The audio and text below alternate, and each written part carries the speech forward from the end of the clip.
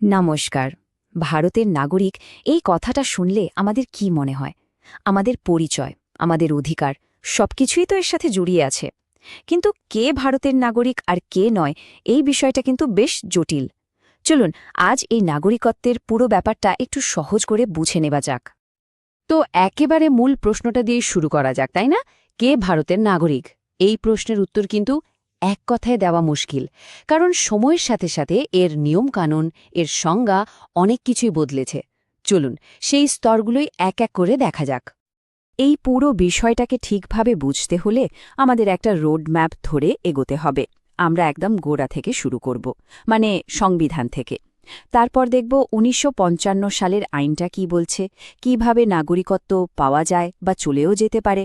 আর হ্যাঁ, প্রবাসী ভারতীয়দের পরিচয়, আর সবশেষে সিএএ ২০১৯-এর মতো নতুন বিষয়গুলো নিয়েও আলোচনা করব। ভারতের নাগরিকত্বের একদম ভিত্তিটা কিন্তু তৈরি করে দিয়েছে আমাদের সংবিধান। মানে ১৯৫০ সালে ২৬শে জানুয়ারি, যেদিন আমাদের সংবিধান চালু হল, সেদিন কারা ভারতের নাগরিক হবেন তার একটা স্পষ্ট রূপরেখা ধারা ৫ থেকে ১১-র মধ্যে দিয়ে দেওয়া হয়েছিল। আচ্ছা, তো ধারা ৫ কি বলছে? দেখুন, এটা বলছে যে সংবিধান যখন শুরু হচ্ছে, তখন যদি কোনো ব্যক্তির ভারতে স্থায়ী বাসস্থান থাকে আর তার সাথে ৩টে শর্তের যে কোনো একটা পূরণ হয়, তাহলেই তিনি নাগরিক। শর্তগুলো কি কি? ১. তার জন্ম ভারতে হতে হবে, অথবা তার বাবা মায়ের মধ্যে কোনো একজনের জন্ম ভারতে হতে হবে। আর তাও যদি না হয়, তাহলে সংবিধান চালু হওয়ার ঠিক আগে অন্তত ৫ বছর ধরে তাকে ভারতে বাস করতে হবে। এরপর আসছে দেশভাগের সেই কঠিন সময়টার কথা।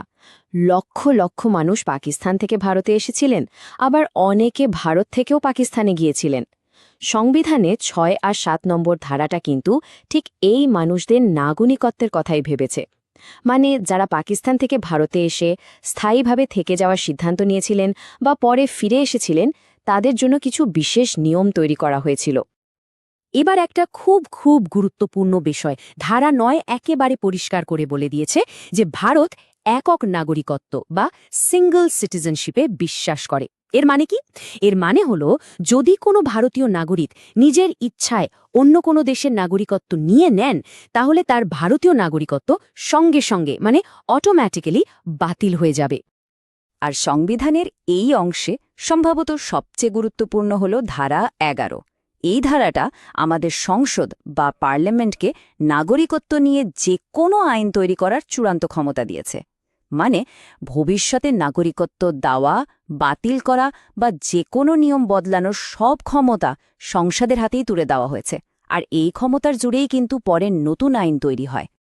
তো সংবিধান তো একটা প্রাথমিক কাঠামো দিয়ে দিল, কিন্তু নাগরিকত্বের বাকি খুঁটিনাটি বিষয়গুলো ঠিক করার জন্য সংসদ ১৯৫৫ সালে একটা বড় আইন তৈরি করে। এই আইনটাই হল নাগরিকত্ব আইন বা দ্য সিটিজেনশিপ অ্যাক্ট ১৯৫৫। আজও কিন্তু নাগরিকত্বের প্রায় সব কিছুই এই আইন মেনেই চলে। এই আইনটা আসলে কি করে? এটা সংবিধান চালু হওয়ার পরে কিভাবে নাগরিকত্ব পাওয়া যাবে বা কিভাবে তা বাতিল হতে পারে তার বিস্তারিত নিয়ম কানুনগুলো বলে দেয়।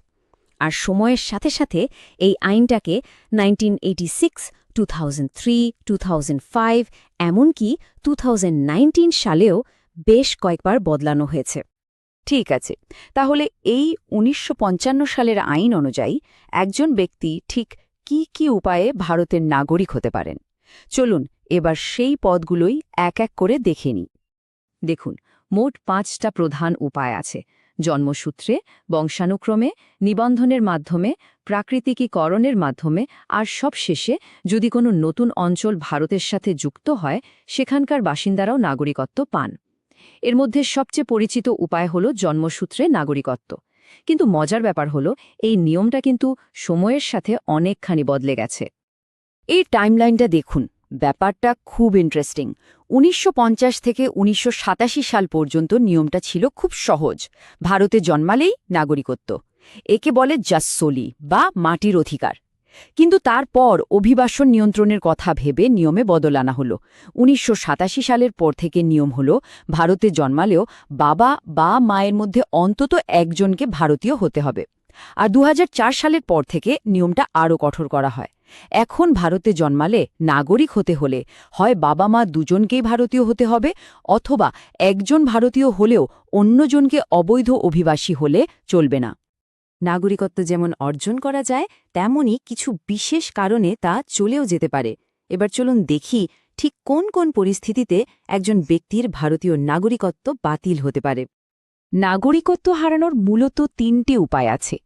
প্রথমটা হলো ত্যাগ, মানে কেউ যদি নিজের ইচ্ছায় বলেন যে আমি আর ভারতের নাগরিক থাকতে চাই না।